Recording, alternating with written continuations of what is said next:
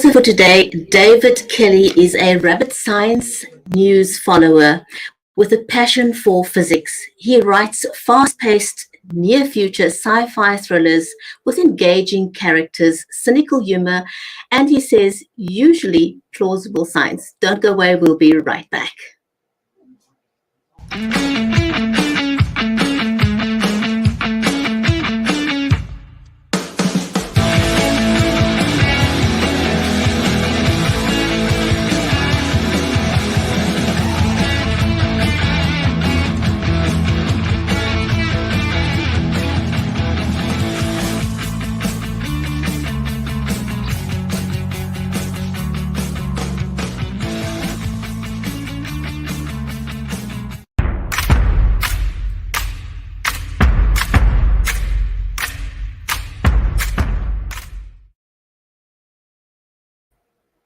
If you've just joined us, then welcome to the Writers' Corner live show. I'm your host, Bridget Lembanda from Cape Town in South Africa.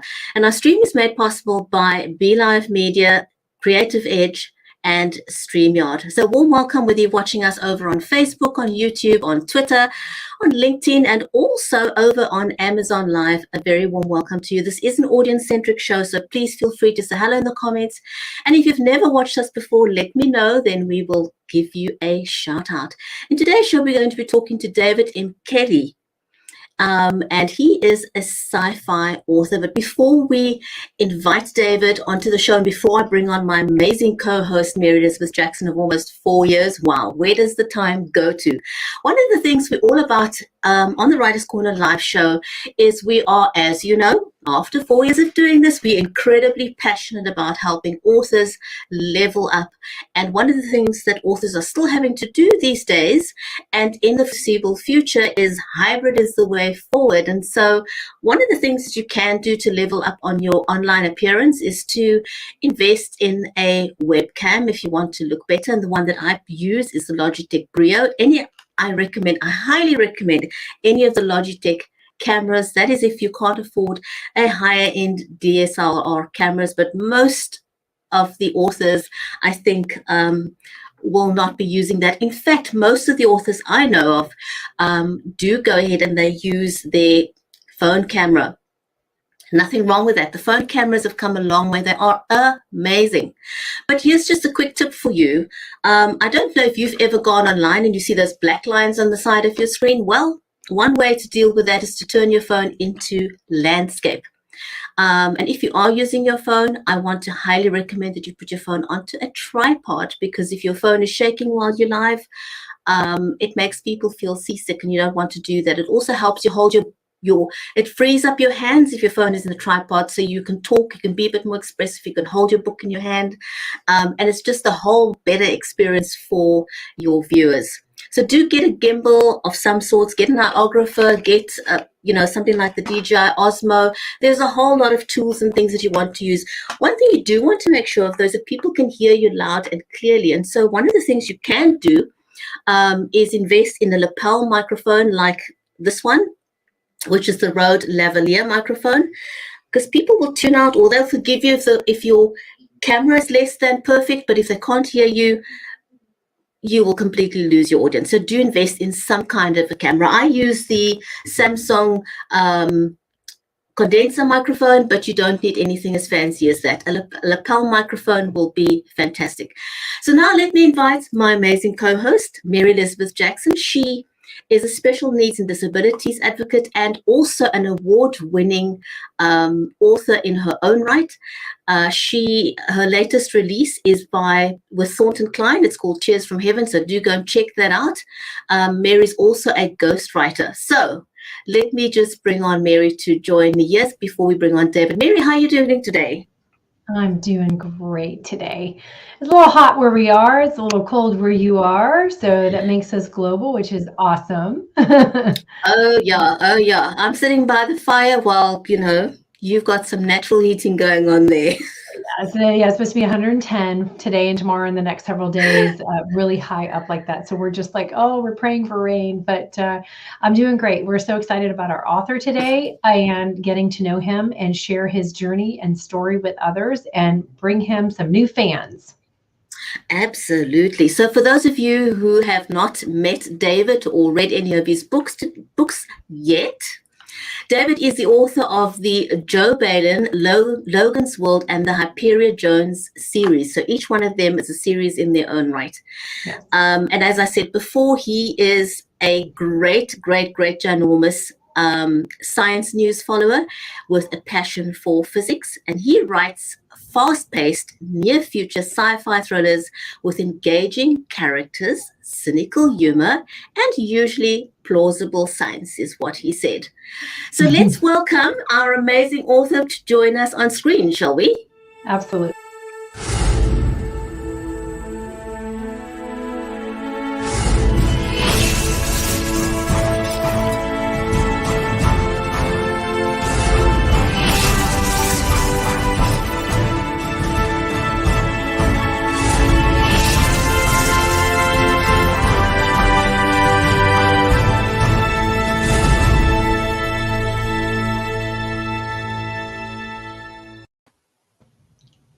Hi, David.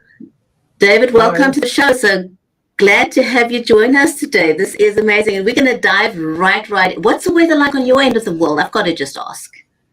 It's actually really wet and raining really badly today. Oh, it's raining? Wow. Okay, so since you're a science guy, can you just push it down into the States? Okay. Because you're above me in Canada, right?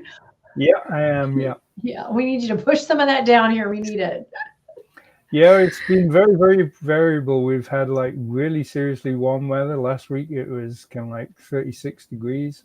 And today it's kind of 14 and just kind of bucketing down. So. Oh my goodness. The weather's like a box of chocolates, right? You never know what you're going to get. Mm-hmm. Oh my goodness. David, I'm going to jump right in. Tell us a little bit about yourself and your journey into becoming a full-time writer. And I know that's every author's dream, is to become a full-time writer. It's something every author works towards. How did that happen for you? Tell us a little bit about you. It was a very strange and sort of twisting story, actually. I started writing when I was doing a very long commute to work by train back in England. And I wanted something to do. And I'd always wanted to try my hand at writing. So I started writing then.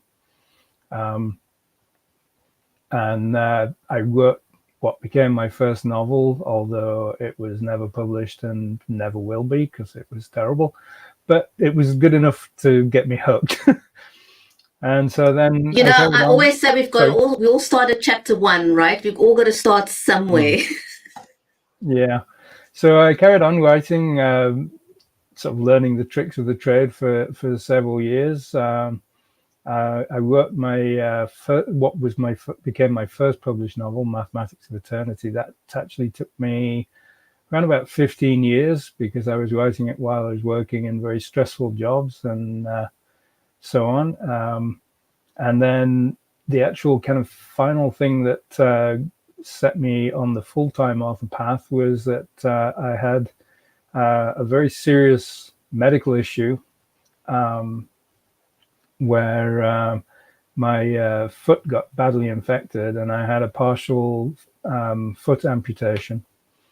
And after that, I was literally laid on my back for kind of over a year.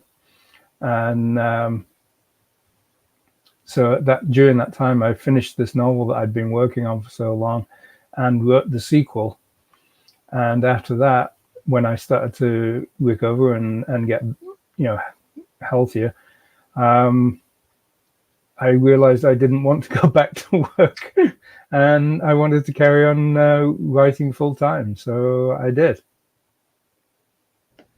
Well, that is a journey in itself. As authors, you've kind of answered a little bit of what I was going to ask you about, but as authors, all of us have hurdles, and I don't, it doesn't really matter who you are as an author. Even the famous ones have had humongous hurdles to overcome. So what would you say is one of your greatest hurdles, and how did you overcome that? Besides the physical issue that you went through, and we're, sorry to hear about that. But, as a writer, what did you have to overcome I guess it went along with that. Would you connect, would that have all been a part of what was going on at that time in your life? I think the biggest hurdle for me actually was just probably learning how to write. I was a very, very big reader as a child. I read through my way through entire libraries. But when I started to write, I kind of had this idea that, you just sat down, you typed out the words, and that was it. You had a story. I didn't really know anything about things like editing and proofing and so on. And so literally it was kind of like the biggest hurdle was actually just, understanding how the process worked and finding out my own kind of path through that process, that was something that worked for me. So I actually, before the first novel that I had published, I actually wrote 2.5 complete novels. Again, none of those will ever see the light of day. And then I started reading more about, kind of like how to improve your craft and so on. And then I started writing short stories because they were kind of like quicker and easier to learn from. So I wrote a whole bunch of short stories and started trying to submit those to magazines. I did actually finally get published by a Canadian magazine, actually, called Neopsis. And that was kind of like how I did it. It was a lot of work and a lot of time and a lot of investment just trying to understand the process. So that's very interesting that you said that, David. But you're not a novice at being an author now. You've got a few series under your belt. You've got a couple of books under your belt. So I'm curious. A lot of first-time authors may be under the mistaken thinking that you write your book and the money's just going to start rolling in. But most authors know that that's not how it works exactly. I think many authors wish it's the way it works, but life doesn't work that way.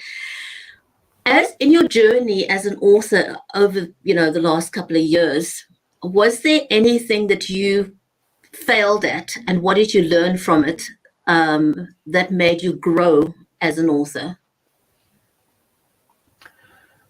I never actually had the although I didn't really understand the writing process, I never really thought that the path was going to be easy or quick. So that aspect of it was not really too much of a surprise to me.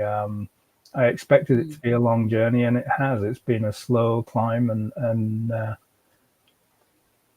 so you were quite realistic about your expectations. Yes. I say I didn't really expect to publish sort of one thing and just suddenly it would take off. But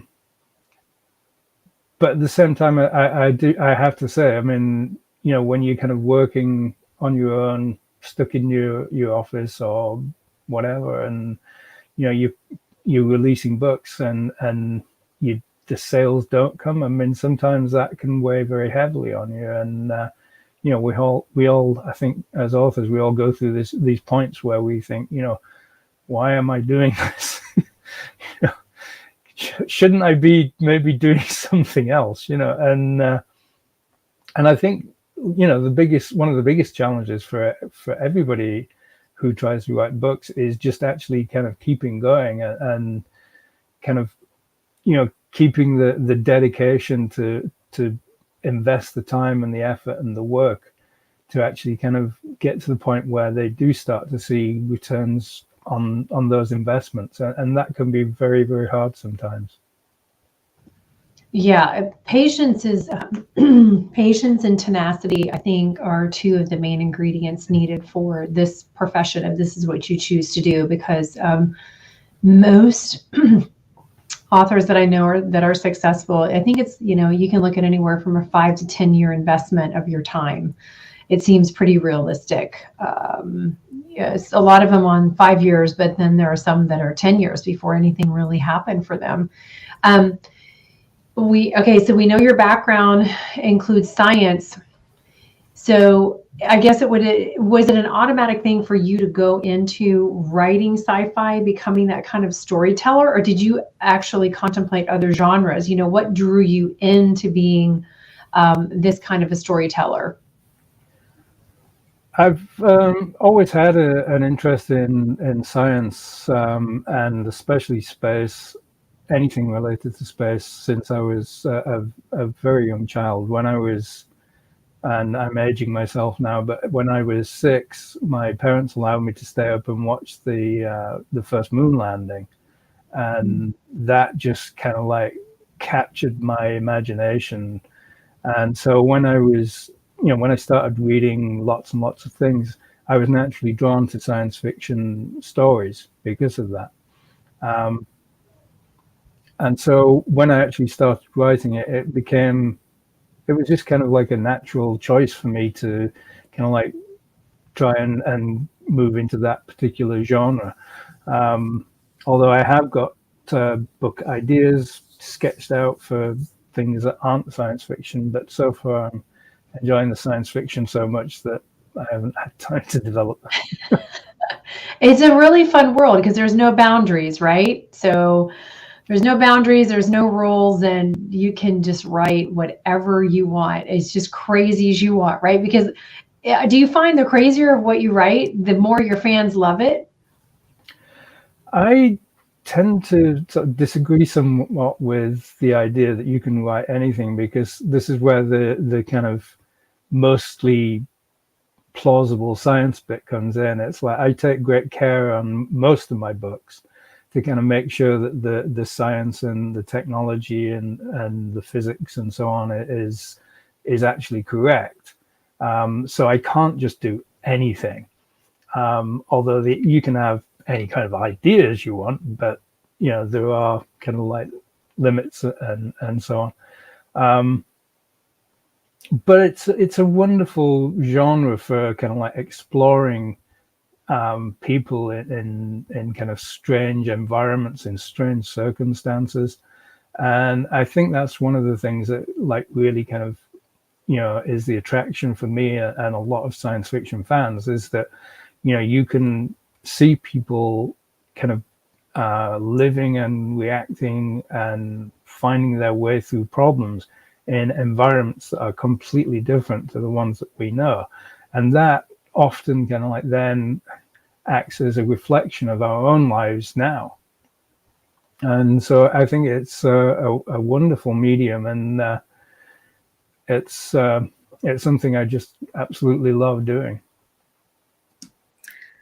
That's awesome. David, do you have a favorite sci-fi author that you have admired over the years, perhaps? And I also want to know, where do you draw your inspiration from for your own stories, and specifically Mathematics of Eternity? I want to know where the inspiration came from. Well, my favorite authors kind of somewhat more classically tend to be people like Robert Heinlein, Isaac Asimov, Arthur C. Clarke. More recently, I like the James Corey Expanse books, and Martha Wells' Murderbot books. The inspiration for Mathematics of Eternity, strangely enough, came from the old sort of noir fiction that we had in sort of like the 1930s and 40s. And I really liked those kind of books and those kind of movies, and I wanted to bring that kind of feeling but into a science fictional world. And so the hero of Mathematics of Eternity is kind of like a very fast talking, loudmouthed space engineer who basically, he's a bit of a smart ass, and he it gets him into a lot of trouble. So that's really where it came from, and the whole kind of like story, like in the first book, is very much a kind of a noir thriller, but set in the future in futuristic Baltimore. Nice, very nice. I like the sarcastic, smart aleck part. That makes for a good character, doesn't it, David? Yeah. They're kind of fun people to deal with sometimes in your own life, and I think there's a bit of sarcasm in most of us, anyways. So, do you have your book with you? We'd love to have you read a favorite couple of pages that you have, or do you have a favorite spot, or do you have several favorites? I don't really do live reads kind of typically, so I'm a bit stuck on that. But I mean, I can read like the first couple of pages if you like. Do you feel comfortable to do that? We'd love for you to, if you feel comfortable enough. I'll give it a try. Okay, all right. Well, I'm gonna do this. I'm gonna take a sip of coffee. And we're ready to go, right, Brigetti? Brigetti's got something too to drink. What do you got? All right, let's go. I'm on coffee as well. Okay. Coffee addict. Okay, so this is chapter 1. Negotiations between the assembled Earth nations and atoll representatives broke down today, with no relaxation of the restrictions on Earth-based extra-orbital operations. General Chadwick from the Combined Atoll Security Forces stated there would be a vigorous response to any attempt by Earth to increase operations outside low Earth orbit, other than the Mars mining operation. He also said that his boycott included the Starship. I stabbed the off button hard enough to make the plastic click sound like a gun had gone off inside the car. The news shouldn't have bothered me, but it did. The fact that I used to work in space was part of it. The fact that I couldn't any longer was another. But mostly it was because the atolls were right. We didn't deserve another chance. I pulled up outside the case, waiting for the traffic lights to change. The rain on the windshield distorted the garish neon and hollow projections from the bar into painful tracks that turned ghostly after images on my retina. I rubbed my face to ease the ache in my eyes, a 2-day growth of beard rasping against my palms. Time to polish up a bit, Ballen. Otherwise, someone's going to think you stole this cab. It had been that kind of night. The only thing keeping me going was the thought that my tour was over for another 12 hours. The cab booked, and I grabbed the shuddering controls, wrestling the car into a level attitude. The door hissed open as someone slid in the back. The turbines whined as the stability systems fought to compensate for the shift in weight distribution. And for a second, I thought we were going to plummet to the ground. I cursed loudly, my fingers only slowly releasing the death grip I had on the controls as the motion steadied, not caring if my new passenger heard. The old adage was true. There really is always one. You better watch yourself, Chief. My cab had been almost a meter away from the jump-off platform, a potential disaster when you're 60 meters up at L4. That's not a choice likely to take you to retirement. All I could see in the mirror was a dark shadow filling the entire back seat. I'm off duty. You have to call someone else. 273 Farland Road, L1, Rossmore. The voice had a liquid rasp that didn't sound like it came from drink alone, more like the death rattle from a set of lungs drowning in a sea of flesh. Maybe he hadn't heard. I sure didn't want a 40-kilometer detour on my own clock. The light's out, Chief. I'm off duty. Give me a break and get out. I nudged against the jump off and reopened the door. He didn't move, and I turned around to get my first proper look at him. Purple and red bar lights reflected on his waxy skin, and he must have weighed well over 180 kilos. A sweat-drenched green jacket molded itself to both his torso and the seat, making his face look sickly. I couldn't remember ever seeing anyone so overweight outside historicals. Everything about him was bloated, from the head that flowed directly into his shoulders without the benefit of an intervening neck, to the corpulent fingers gripping the whole parahide seat as if he were scared he'd fall off the world. It was no wonder the car had struggled. He was a one-man weight restriction violation. Sometimes when the circuits fail, all you can do is accept it and recover. There wasn't a chance I'd be able to get him out single-handed. It would be easier to take him where he wanted to go and hope he was sober enough to get out under his own steam. I shrugged and hit the meter. The lights had long since gone green, so I eased the throttle forward to minimize my motion sickness. The last thing I needed was the alcoholic excess in his gut emptying in the back of my cab. Then, as if I needed anything else to make my night miserable, an asshole in a Sabre cut me up from below, his streamlined taillight almost clipping the front of the cab as I wrestled to keep things together in the turbulent wash from the Arrest Me red sports car. I shook my head. Life's too short, I muttered. Wow. David, that's awesome. I mean, I could picture that whole thing like in movie. You know what I mean? Like I could see the scenes in my head. That's amazing. Well, we are very honored. Thank you for reading for us today. Thank you very much. Absolutely. David, thank you so much for stopping by the Writers' Corner live show. It was great to have you on the show. Just to hear a little bit about your background, who you are, and the cherry on the cake, of course, was you reading a section out of your book, Mathematics of Eternity. So anyone who's watching the show over on Amazon Live, or if you're not watching on Amazon Live, scoot over to Amazon and grab a copy of the book. So if you're on Amazon, that book is in the carousel, and feel free to go and grab a copy of David's book.